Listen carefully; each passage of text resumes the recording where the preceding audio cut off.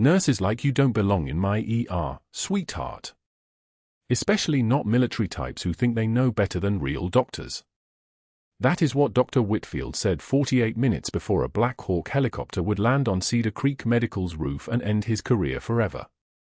But he had no idea who Sarah Chen really was. He had no idea that the woman he was dismissing with a smile had carried a dying ranger named Jacob Reeves through 3 miles of hostile territory while calling in artillery strikes on her own position. He had no idea that she was a Master Chief Petty Officer. He had no idea that this night shift was not a job, it was an operation. Cedar Creek Medical's ER smells like industrial disinfectant mixed with stale coffee, the kind that's been sitting in a break room pot since the day shift ended at 7. Fluorescent lights flicker overhead with the faint electrical hum of something that's been running too long. Sarah moves through the chaos with the kind of invisible efficiency that only comes from years of training, her hand steady on 4 lines, her posture military straight despite 3 months of scrubs and badge lanyards.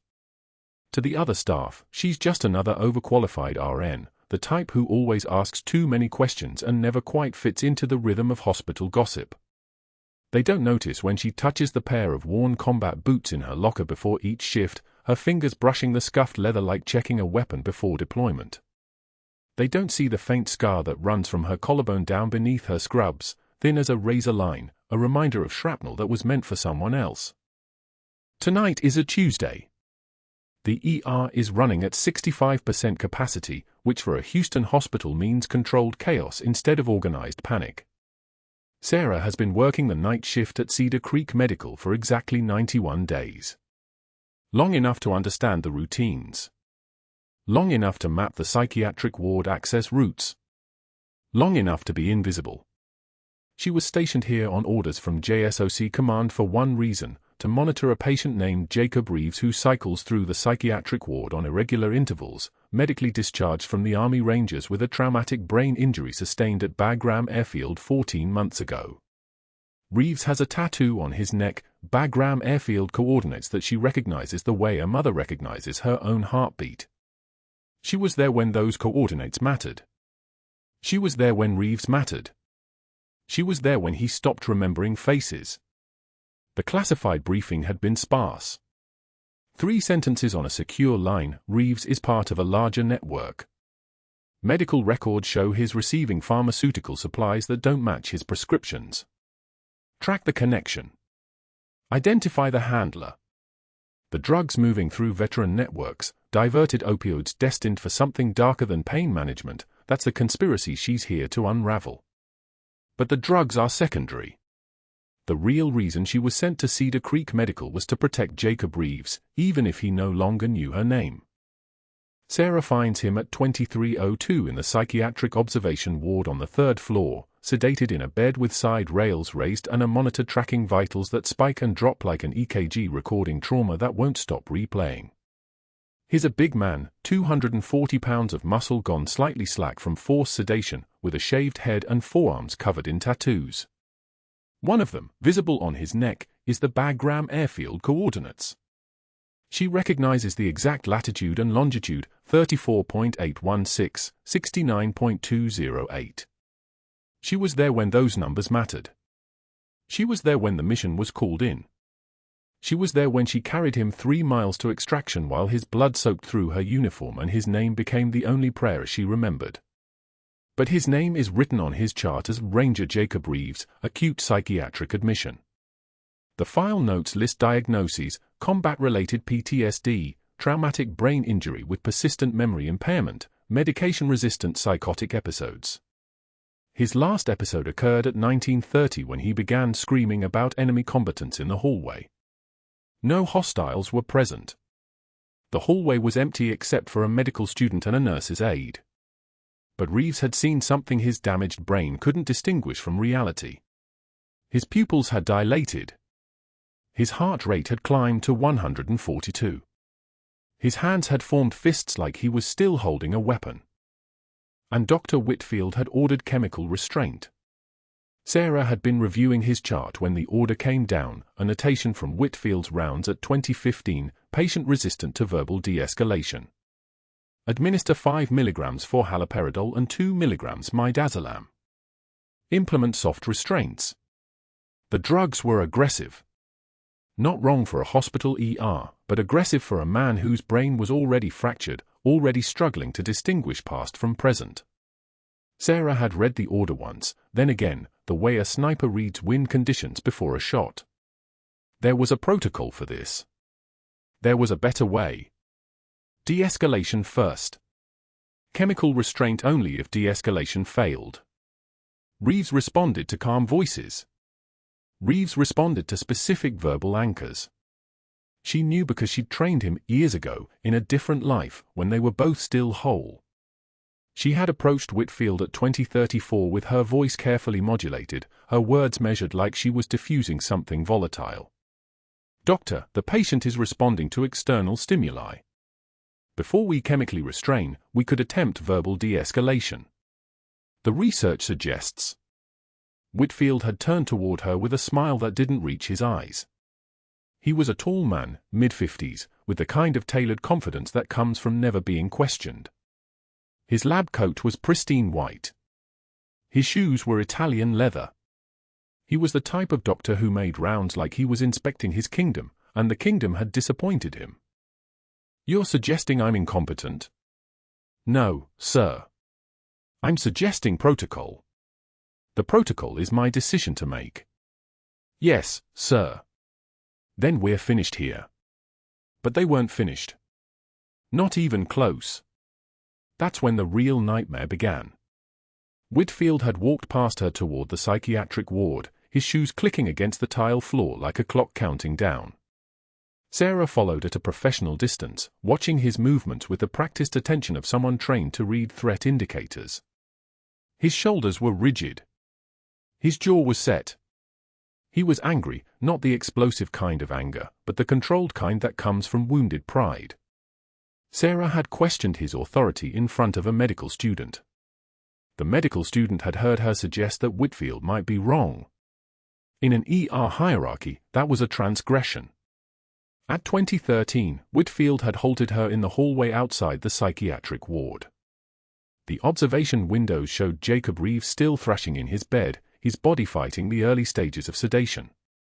His vital signs were climbing, blood pressure 168/98. Heart rate 139. The hiss of his breathing through the monitors created a sound like steam escaping from a pressure valve that was close to rupturing. "Nurse is like you don't belong in my ER, sweetheart," Whitfield had said, his voice pitched low so the medical student couldn't hear. "Especially not military types who think they know better than real doctors. You come in here with your discharge papers and your little theories about de-escalation, but you don't understand how hospitals work. You don't understand that I have a responsibility to my patients. I have lawsuits to prevent. I have protocols to follow. And I have no interest in being second-guessed by someone with a nursing degree and a military fantasy." Sarah's jaw had clenched once, briefly, like a muscle remembering its training. Her hands had remained perfectly steady. She'd looked him directly in the eye, a mistake she didn't make twice, and simply said, "Yes, doctor." The two words contained everything she wasn't saying. They contained 12 years of deployments. 3 tours in Helmand Province. The memory of Reeves's blood on her hands. The classified knowledge that she was better trained than every person in this hospital combined. The knowledge that if she moved, if she responded, if she let him see anything other than professional compliance, her mission would collapse. Her cover would burn. And Jacob Reeves would have no one watching his back. "Good," Whitfield had said, turning away. "I'm glad we understand each other." They understood nothing about each other. She understood perfectly. That was the problem. Sarah had returned to the nurse's station and watched through the observation windows as the haloperidol took effect. Reeves's thrashing had slowed, his muscles going slack as the drug forced his brain chemistry into artificial calm. By 21:15, he was sedated, his breathing shallow and regular, his monitors showing a heart rate that had dropped to 84. His eyes remained half open, staring at nothing. The look of a man whose mind had been chemically paralyzed while his consciousness remained trapped inside, aware but unable to move, unable to speak, unable to reach back to the life he'd lived. She had stood at the observation window for 90 seconds, her hands pressed flat against her scrubs where no one could see them, trembling. Not from fear. From restraint. The trembling wasn't weakness, it was discipline. It was the physical manifestation of a trained operative choosing not to respond to a threat, choosing to follow orders, choosing to stay invisible. Somewhere in that paralyzed man's brain, Jacob Reeves had a tattoo with coordinates. And in a different life, in a different world, in a firefight 3 miles from extraction, he had believed that those coordinates meant someone was coming for him. Someone who would not leave him behind. Someone whose call sign was stitched into his forearm beneath the words he no longer had the memory to read. Sarah had turned away from the observation window and returned to her rounds. 3 hours remained in the shift. She had charting to complete. She had other patients to monitor. She had an undercover operation that could not afford the luxury of anger, no matter how justified, no matter how controlled, no matter how much her hands remembered what they'd been trained to do. At 22:07, while she was documenting fluid intake for a trauma patient in Bay 4, her phone had vibrated with an encrypted message on a secure line. 3 words, Nightingale, update required. It was JSOC command. It was her handler. It was a reminder that she was not just a nurse in Houston, she was a warrior in borrowed skin, watching a war inside a hospital, waiting for the moment when everything would change. What happened next didn't just silence the room. It brought the entire system down. The announcement came at 0815 hours during morning rounds, Dr. Whitfield's voice cutting through the nurse's station like a scalpel through silk. 12 staff members stopped charting. Sarah kept her eyes on the monitor displays, but her peripheral vision tracked him perfectly, the way he leaned against the counter with one hand, the practiced casualness that preceded calculated cruelty. "I'll bet $50 this one quits within the week," he said, tilting his chin towards Sarah without looking at her directly. The laughter came immediately, 3 residents echoing his tone, the sound of institutional power consolidating around shared contempt. Former military always think they can handle healthcare until they realize doctors outrank everyone. He smiled. It was the smile of someone who had never encountered a person who wouldn't break under social pressure, who believed that hierarchy was destiny and that anyone willing to follow orders in combat was constitutionally incapable of strategic thinking. Sarah's jaw clenched once. Just once. Her hands remained perfectly steady as they continued entering vital signs into the system. Her expression didn't shift. She nodded, a small, almost imperceptible movement, and returned to her charting as if he had commented on the weather. This was the first test. Not the last, but the first one that mattered. She could feel his irritation bloom like a physical thing, the way a hunter feels when prey refuses to flee. He had expected her to respond, defend herself, cry, quit on the spot. Instead, she had given him nothing. No reaction. No feeding ground. Just a nurse doing her job while he stood there, suddenly smaller than he'd been before he spoke. That afternoon in the cafeteria, Sarah sat alone at a table near the window, a habit that had become routine. The food tasted like institutional necessity, overcooked chicken, congealed gravy, lettuce that had surrendered its structural integrity hours ago. She was thinking about Jacob Reeves, about the fragment of his memory that had surfaced 2 days ago when she'd adjusted his medication, a partial phrase in her call sign before the traumatic brain injury reasserted itself and pulled him back under. The cafeteria hummed with the ambient noise of healthcare workers on stolen break time, the clink of silverware against plastic trays, the low murmur of conversations that would be forgotten as soon as they stepped back onto the floor. Whitfield approached from her blind side carrying his own tray. Sarah's military training activated before conscious thought, but she kept her body posture relaxed, her hands visible on the table. He paused beside her chair. Made eye contact. Then knocked her lunch tray off the table with his elbow, a movement that looked casual, accidental, performed with the theatrical precision of a man who had rehearsed it in his mind multiple times. Coffee splashed across the floor in a spreading brown stain. Chicken and potatoes scattered. 50 people went absolutely silent. The ambient noise didn't fade gradually. It stopped. Like someone had cut an audio feed. Oops, Whitfield said flatly, his voice carrying the tone of a man commenting on nothing of consequence. He didn't apologize. He didn't offer to help clean it up. He simply continued to his preferred table, leaving Sarah alone with the debris of her lunch and the weight of every eye in the room. She stood without hurrying. Retrieved napkins from the dispenser. Kneeled to clean the spill, gathering each piece of food with methodical efficiency, blotting the coffee from the tile floor. Her hands didn't shake. Her breathing remained steady, the kind of calm that comes from having already survived worse things than public humiliation. A resident offered to help. Sarah declined with a single headshake. She worked alone, efficiently, restoring order to the small section of floor that Whitfield had deliberately contaminated. When she finished, she carried her tray to the trash, emptied it, rinsed the tray, and returned to the floor. She didn't look at Whitfield.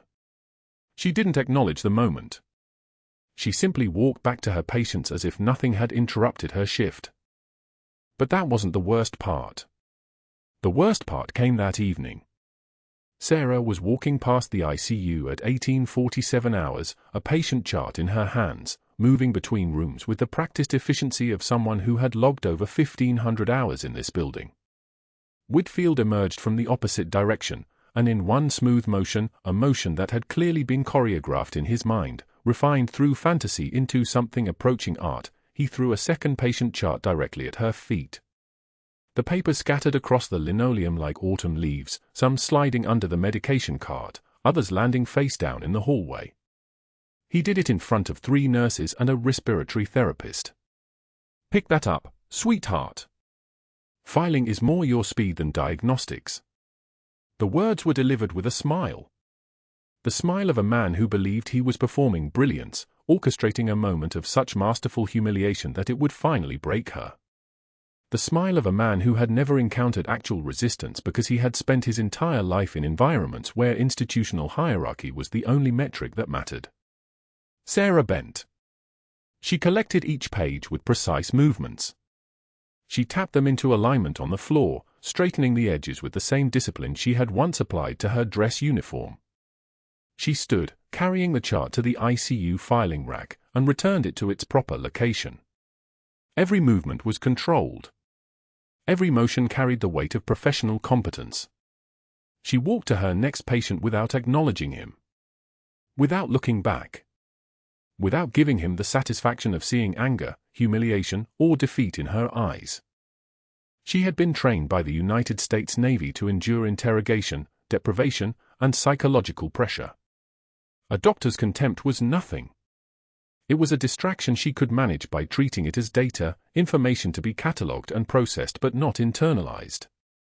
Pain was information. Humiliation was information. Every insult was simply tactical intelligence about her opponent's psychology, his patterns, his weaknesses. That night, during her break, Sarah walked into the supply closet on the 3rd floor. The door closed behind her with a soft hiss, cutting off the ambient noise of the ER. She was alone. Completely alone. The fluorescent light hummed overhead, casting the rows of medical supplies in pale white illumination. Gauze packages. Saline bags. Oxygen tubing coiled on metal shelves. The smell of antiseptic and plastic, sharp enough to cut through anything else. She pressed her forehead against the cold metal shelving. Her breath came shallow, not from fear, but from the discipline of holding something back that wanted to emerge. 30 seconds. That was her threshold. She allowed herself exactly 30 seconds in this space where no one could see her, where the mask didn't have to hold perfectly. Her hands were trembling now, not from weakness, but from the sheer accumulated weight of maintaining composure while being systematically humiliated by someone who believed his position granted him the right to treat another human being as furniture. She pressed her palms flat against the shelf and felt the cold metal absorb the heat from her skin. 30 seconds for the anger. 30 seconds to acknowledge that everything Whitfield had done was designed to trigger a response he could use against her. 30 seconds to accept that her undercover mission to monitor Jacob Reeves, a soldier she had carried 3 miles through hostile fire, a man whose life had been shattered by an IED and reassembled into something fragmented and barely functional, depended on her maintaining a cover that required her to accept this treatment silently. The 30 seconds elapsed. Her breathing normalized. Her hand stilled. The trembling wasn't fear. It was restraint.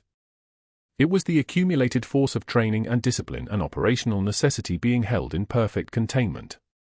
She pressed her forehead against the metal for 3 more seconds, then straightened. She checked her reflection in the small mirror mounted on the supply cart. Her eyes were clear, her expression neutral, her professional demeanor intact. She walked back onto the floor at 19:23 hours.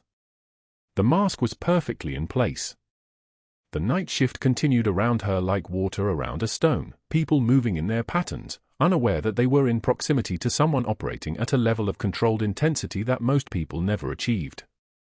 Whitfield had already left for the evening, leaving behind the residue of his contempt like a physical stain that only she could see. Sarah continued her rounds. She checked on Reeves, who was sleeping fitfully, his damaged brain working through its nightly machinery of fragmented dreams. She checked on 3 other patients. She updated charts. She prepared medications. She did all the things that a competent nurse did while carrying the weight of a classified military mission, while processing the systematic humiliation designed to break her, while maintaining the discipline that had kept her alive through 14 combat rescues and 3 deployments and everything that came after. 3 nights would change everything. 3 nights would bring a 250-pound stranger through those ER doors, screaming about enemy combatants, and she would recognize something in his trauma that would trigger the entire machinery of her hidden identity.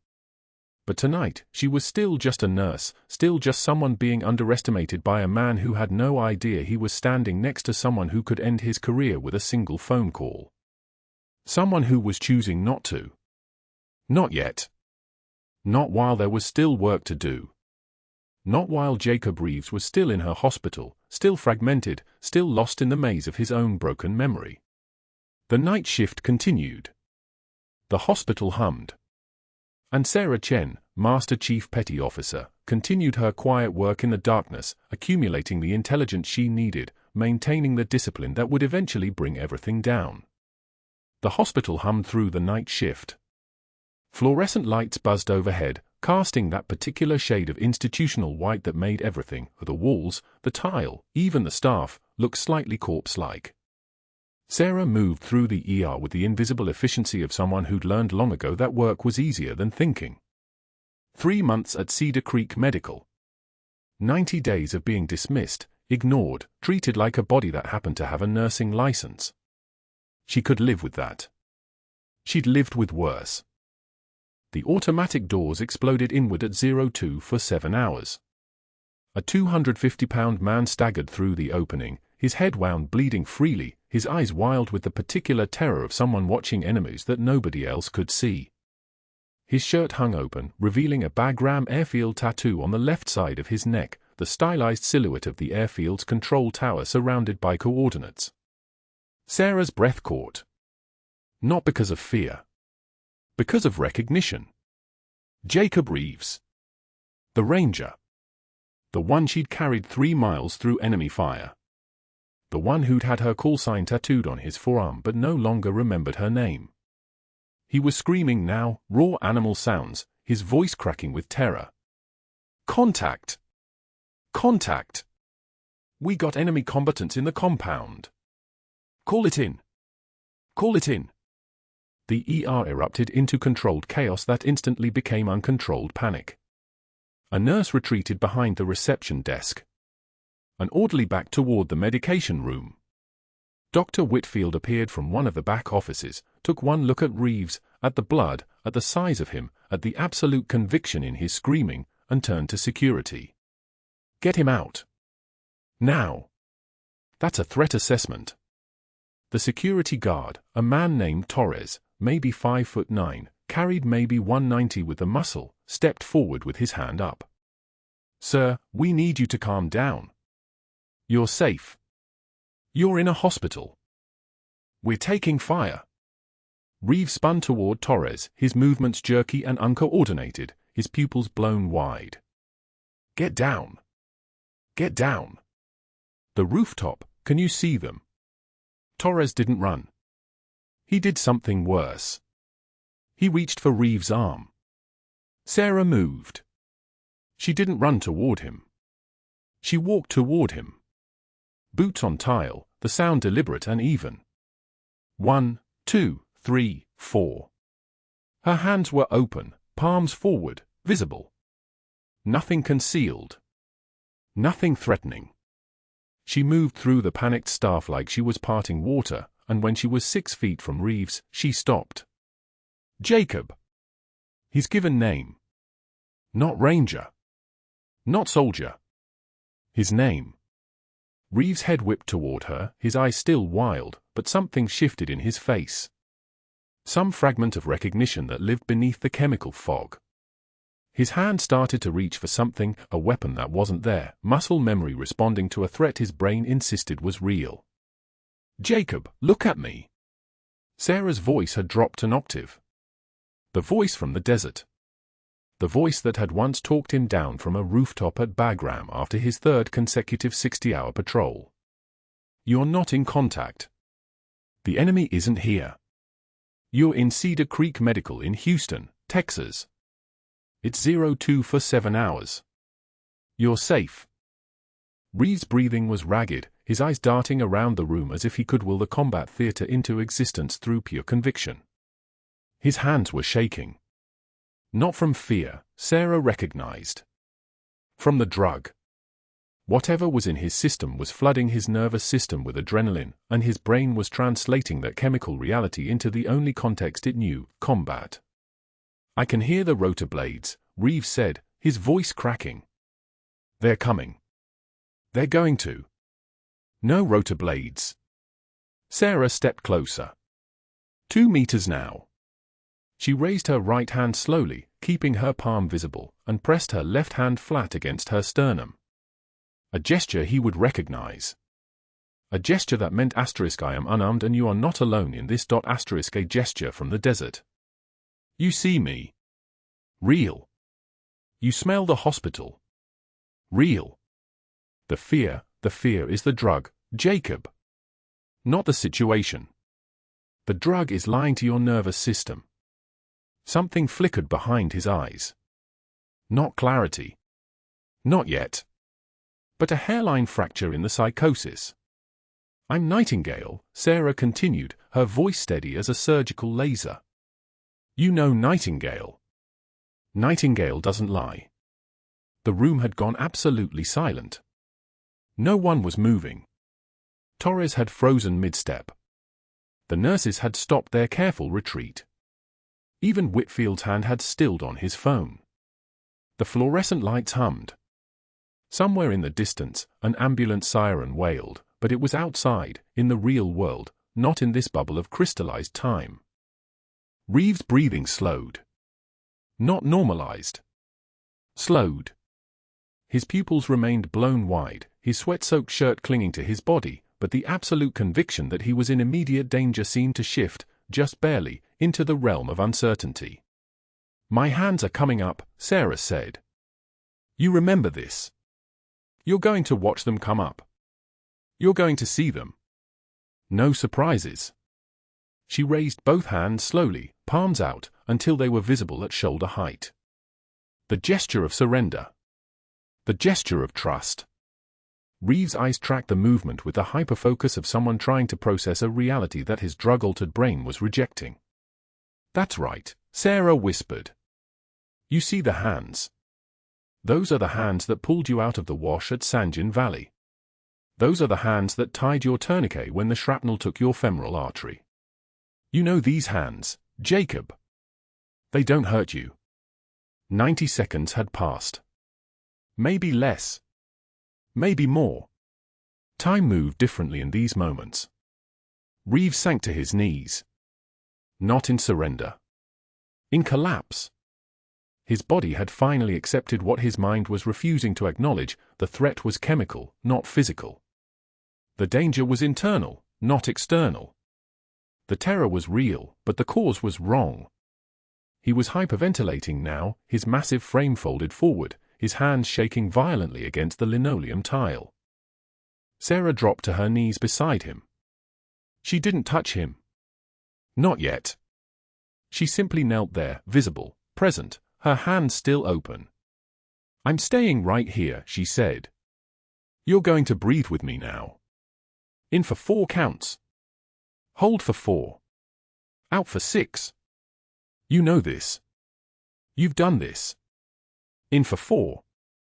Reeve sucked in a shuddering breath. Hold. His chest trembled. Out. 6 counts. Slow. By the 5th repetition, his breathing had stabilized enough that the immediate danger had passed. His eyes were still wild, still fighting the chemical reality his nervous system was experiencing, but the acute psychosis, the absolute conviction that he was under fire, had fractured. He was here, at least partially. Present. Grounded. The ER staff, released from their paralysis, moved. A resident approached with a gurney. Sarah finally touched Reeve's shoulder, brief, firm, the touch of someone who knew what being touched meant in a combat state, and stood up to allow the staff to move him to the resuscitation bay. His eyes tracked her as they lifted him, and for just a moment, something almost like recognition flickered across his face. Nightingale stays. His voice was barely audible. I'm here, Sarah said. The whole shift. Whitfield was staring at her with an expression that looked something like disbelief. He'd watched her talk down a 250-pound Army Ranger in 90 seconds. Watched her use techniques that definitely, absolutely, without question had nothing to do with any nursing program. Watched her command authority over a room full of terrified people without raising her voice. Get him on 4 fluids, Sarah said to the resident, her voice dropping into that deeper register. We need labs immediately. Full toxicology. Blood cultures. EKG. I want to know what's in his system. She paused, tilting her head slightly. And get him on a cardiac monitor. If this is what I think it is, his heart's about to have problems. She moved into the resuscitation bay with the staff like she'd been born there. Like the White House ceremony, the ceremonial uniforms, the public accolades, all of it was secondary to this. To being useful. To being present for someone who was drowning. The room crystallized around her. The monitors. The 4 poles. The organized chaos of medicine at 0247 hours on a Houston night shift. And somewhere beneath the chemical fog destroying his cognitive function, Jacob Reeve's heart was beginning to beat irregularly. His heart rate climbed to 180 beats per minute. Then crashed. Flatlined across the monitor like a dropped stone. Sarah's hands moved. No hesitation. No doubt. The muscle memory that lived in her bones took over, the same hands that had packed wounds in Kandahar, that had held pressure on a femoral artery while calling in medevac coordinates, that had saved lives in places where the margin between survival and death was measured in seconds and the surgical tools available were whatever she could carry. I need a scalpel, she said. Her voice didn't rise. Didn't crack. 14-gauge needle. Left anterolateral approach. The surgical nurse hesitated. This wasn't protocol. This wasn't approved. This was a bedside emergency thoracotomy, an open-chest cardiac massage, a procedure that belonged in a trauma bay with full surgical teams and sterile fields, not in a resuscitation room at Cedar Creek Medical with one Master Chief Petty Officer who officially had no authority to make this call. Now, Sarah said. The scalpel was in her hand. The needle followed. For ribs down from the armpit. Between the 4th and 5th intercostal space. Her fingers found the landmarks the way a pianist finds keys, without looking, without thinking, with the absolute certainty that comes from doing something 1,000 times across 3 continents and 14 years of service. The blade went in. The chest wall gave way. Sarah's gloved hand slipped inside Jacob Reeve's ribcage. The left ventricle was in her palm. Cool. Flaccid. Dead weight. She began to compress. Not the violent Hollywood version. Not the desperate pounding. This was surgical precision, a steady pressure, deliberate rhythm, the kind of massage that keeps blood flowing to the brain while every system in the body is screaming that there is no heartbeat, no oxygen, no reason to keep trying. But Sarah kept trying. Her hand moved with the terrifying fluid precision of a combat medic who had already survived the worst and knew that 30 seconds of surrender meant 30 years someone else wouldn't get to live. 60 seconds. No sinus rhythm. No return of spontaneous circulation. Just the wet hiss of air escaping the pleural space and the steady percussion of her hand against a failing heart. "Epi," she said. "Push 1 milligram intravenous." The drug went in. Sarah continued the massage. Her hand was a machine. Blood pressure. Oxygenation. Perfusion. Pain was data. Everything her body was screaming at her, the burn in her shoulder, the ache in her palm, the weight of what happened if she stopped, was information, and she filed it all away and kept moving. 2 minutes. The monitor showed nothing but the artifact from her own hands compressing his chest. The entire ER had gone silent. Nurses stood frozen. Residents watched from the corner, their faces pale. In the corner, an attending physician stood with his arms crossed, and his expression had shifted from the casual contempt he'd worn all night to something different. Something like calculation.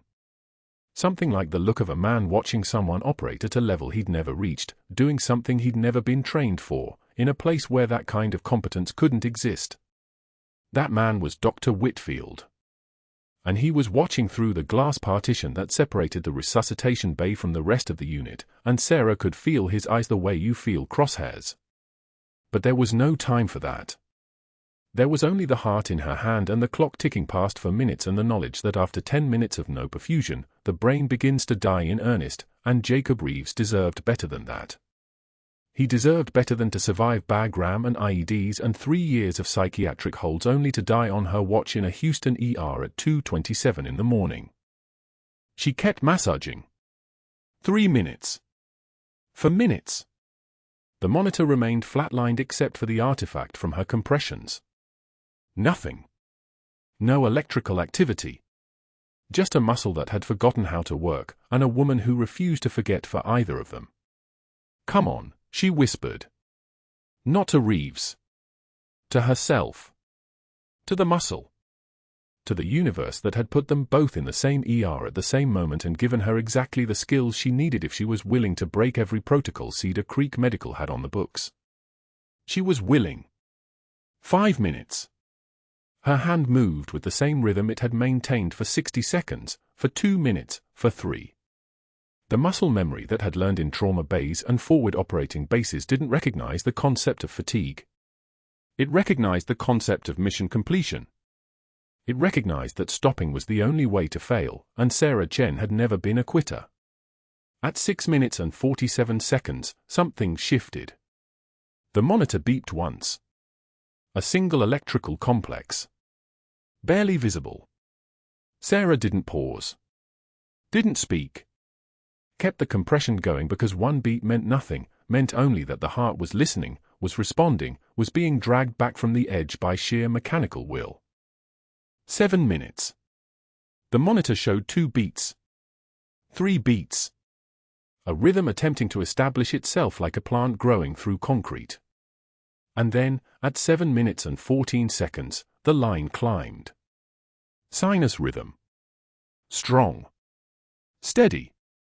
The kind of heartbeat that meant Jacob Reeves was coming back from the place people usually didn't return from. "We have a pulse," someone whispered. Sarah withdrew her hand slowly. Her palm was slick. The surgical nurse was already there with gauze, with sutures, with the materials to close the chest wall and turn an emergency resuscitation into a trauma that could actually survive. Sarah stepped back. Her hand was steady. Her breathing was controlled. The look on her face was the same clinical neutrality she'd maintained through the entire procedure. But her scrubs were soaked with blood that wasn't hers. Her hands trembled very slightly, not from fear, but from the specific muscular exhaustion that comes from 7 minutes of continuous surgical massage. And her eyes, for just a moment before the professional mask snapped back into place, held the weight of a woman who had just pulled someone back from death and knew exactly what it was going to cost her. Dr. Whitfield was still watching through the glass. His expression had changed again. The calculation was gone, replaced by something rawer. Something like rage at being proven wrong. Something like the recognition that that's just a nurse he'd spent 3 months breaking down had just performed a surgical procedure that he, with all his credentials and his arrogance and his institutional power, could never execute with that kind of precision. He turned from the glass and walked away. Sarah didn't watch him go. She was already moving to Reeves' bedside, checking the 4 lines, running her fingers over the carotid artery to confirm the pulse, doing all the things a real combat medic does after bringing someone back. The other nurses were calling CT. The trauma surgeon was being paged. The hospital machinery was spinning up to handle the crisis that had just resolved itself. In the corner, the night shift watched Sarah Chen like she was something they'd never actually seen before, even though she'd been standing in their break room for 3 months, folding her scrubs, keeping her head down, asking permission to do tasks any competent nurse could handle. They'd been looking at a shadow the whole time. They hadn't known they were standing next to a legend. But Dr. Whitfield knew. He was in his office on the 4th floor, closing the door, and his hands were shaking with a fury that no amount of institutional authority could quite contain. He sat at his desk, looked at his phone, and made the first of 3 calls that would, within 2 hours, ensure that Sarah Chen never set foot in Cedar Creek Medical again. The fluorescent lights in Dr. Whitfield's office hummed their endless industrial song as he sat alone at his desk, jacket draped over the chair back, sleeves rolled to the elbows like a man about to do serious work. His hands were steady as he reached for the phone. Not trembling. Not angry. Calculating. Cold as a surgeon's instruments laid out before an operation. He knew exactly what he needed to do. The first call took 43 seconds. His college roommate, Marcus Chen, no relation to Sarah, though that coincidence made Whitfield smile, sat on Cedar Creek Medical's board of directors. They'd pledged the same fraternity at Baylor in 1989. Marcus owed him 3 favors. Today, he was collecting one. Marcus. It's Whitfield. His voice carried the authority of a man used to being obeyed. We have a compliance issue in the ER. One of the night nurses, Sarah Chen. I discovered serious irregularities in her credentials and treatment protocols. She performed an unauthorized procedure tonight on a psychiatric patient, open-chest cardiac massage without physician oversight. She's operating outside her scope of practice. I have concerns about credential fraud. I think we need to pull her file before this becomes a liability issue for the hospital. He paused, letting the words settle like sediment. I'm documenting everything. You might want to prepare the board. He hung up before Marcus could ask questions. Questions were the enemy of narrative control. The second call came 37 seconds later. Sarah's nursing school transcript listed a contact number, the Dean of Clinical Affairs at the University of Texas Health Science Center, a woman named Dr. Patricia Holloway. Whitfield had looked her up. She was the type who took academic integrity very seriously. The type who would flag credential concerns immediately. Dr. Holloway, this is Dr. Richard Whitfield, ER Medical Director at Cedar Creek Medical in Houston. I'm calling to report a concerning discrepancy regarding one of your graduates, Sarah Chen, RN. She was hired 3 months ago, and during a critical incident tonight, she performed a procedure that suggests her credentials may not be what they appear. She executed an emergency thoracotomy and direct cardiac massage with technical precision that seems inconsistent with standard BSN curriculum. I'm wondering if there might be prior military or advanced training listed in her file that didn't transfer to her civilian application. He let confusion color his voice, the voice of a concerned colleague, not an antagonist. I'm obligated to report this to our compliance office. I wanted to give you the courtesy of contacting her first, before this becomes formal. He waited for her affirmation, then disconnected. 2 calls. 2 narrative threads spun. 2 institutions now asking questions about Sarah Chen's background. The third call was the one that would seal it. The Texas Medical Board answered on the second ring. A recording, then a human operator with the exhausted voice of someone processing complaints all day. Whitfield had rehearsed this one. Every word chosen for maximum damage without sounding vindictive. I need to report a patient safety concern. My name is Dr. Richard Whitfield. I'm reporting RN Sarah Chen at Cedar Creek Medical in Houston.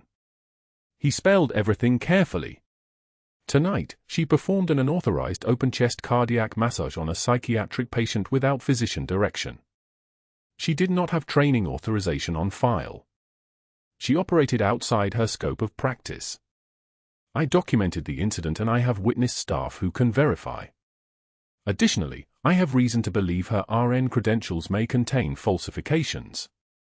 Her technical knowledge suggests undisclosed prior training. I'm concerned about patient endangerment and credential fraud. Yes, I'll hold while you open a case file. He listened to hold music, something instrumental and corporate, and allowed himself a single moment of satisfaction.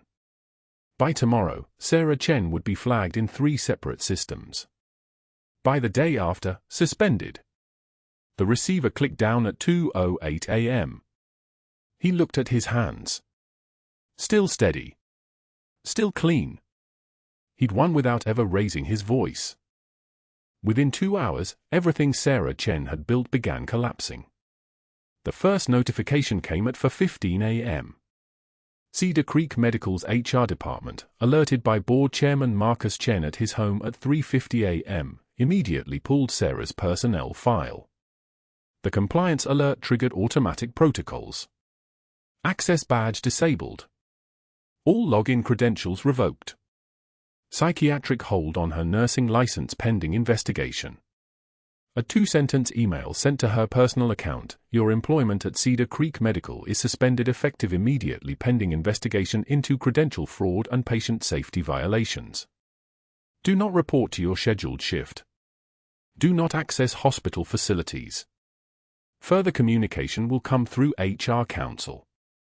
She was reading it when it came through, on her phone in the parking lot at 4:18 a.m., still in her scrubs, after spending 45 minutes documenting Reeves' recovery in the patient chart. Her jaw clenched. Just once. Her shoulders remained perfectly straight. The second notification came from her nursing license board before dawn. An emergency review petition had been filed by Cedar Creek Medical based on credible allegations of credential fraud and unauthorized medical procedures. The board was initiating a formal investigation. Her license was suspended pending outcome. Not revoked. Not yet. Suspended. Which meant no nursing work anywhere in Texas. The operation, the 18-month operation to monitor Jacob Reeves and trace the trafficking network moving synthetic combat drugs through veteran populations, collapsed like a structure losing its load-bearing walls. Without Sarah embedded in the ER as a nurse, she had no legitimate access to Reeves' medical records. No way to monitor his progress or note patterns in his pharmaceutical course. No insider position to track which physicians were prescribing excess opioids to vulnerable veteran patients cycling through psychiatric crisis.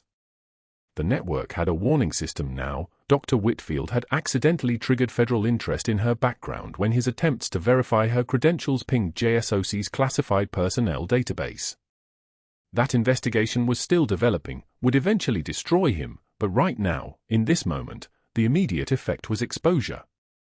Everything Sarah had built was burning. She drove to her apartment in that hollow pre-dawn gray and sat on her bed, still in scrubs that smelled like antiseptic and failure, and allowed herself to understand what had just happened. Whitfield hadn't attacked her military training. He'd attacked her credential foundation. He'd gone after the civilians in her background, knowing that any hint of credential irregularity would trigger mandatory investigations. He'd been competent about it. Surgical. He'd used institutions as weapons, letting HR and licensing boards do the work of neutralizing her. She'd underestimated him. That was the worst part. The next morning, around 6:24 a.m., when the sun wasn't quite high enough to reach through her apartment windows, Sarah walked to Cedar Creek Medical's laundry facility.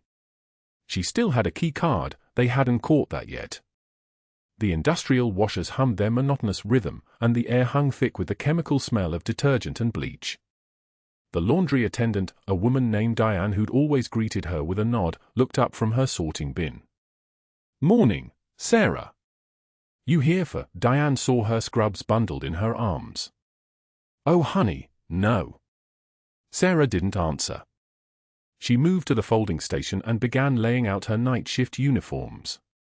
Crease, fold, crease, fold. The same precision she'd once applied to dress uniforms at officer candidate school. The same discipline she'd used to roll up her sleeves and step toward a 250-pound panicked Army Ranger when everyone else was running. The edges came together perfectly. Hospital corners, military folds. Each crease a small decision to maintain standards even when everything else was disintegrating. She moved through the stack methodically, 6 scrub tops, for scrub bottoms, her compression socks, her undershirts.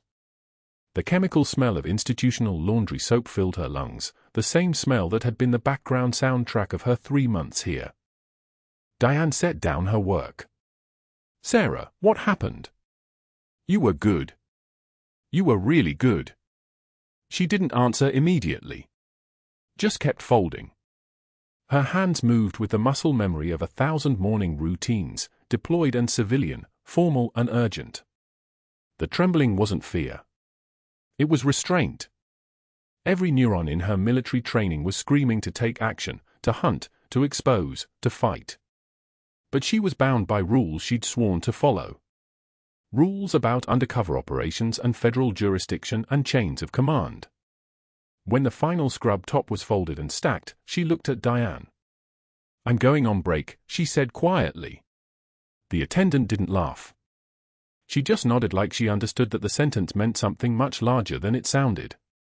Sarah walked out of Cedar Creek Medical's laundry facility at 6:44 a.m. with nothing in her hand except the weight of 18 months of work crumbling.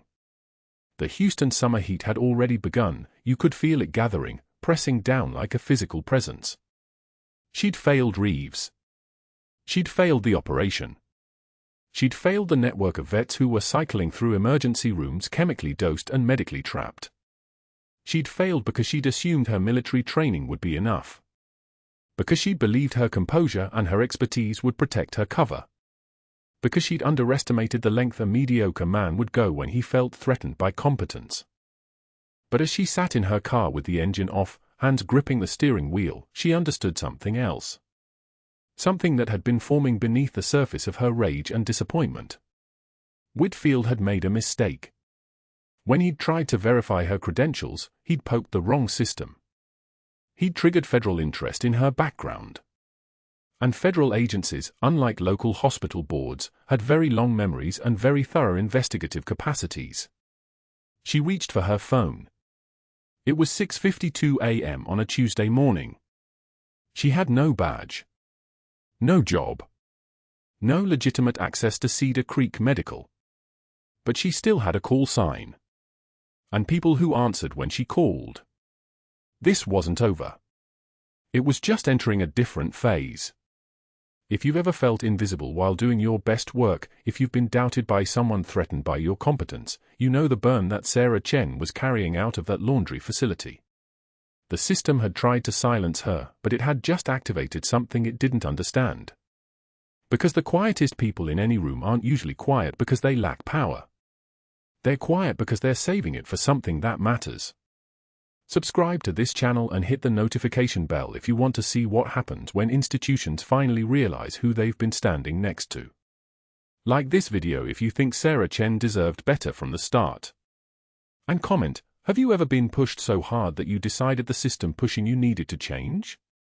Let's talk about it.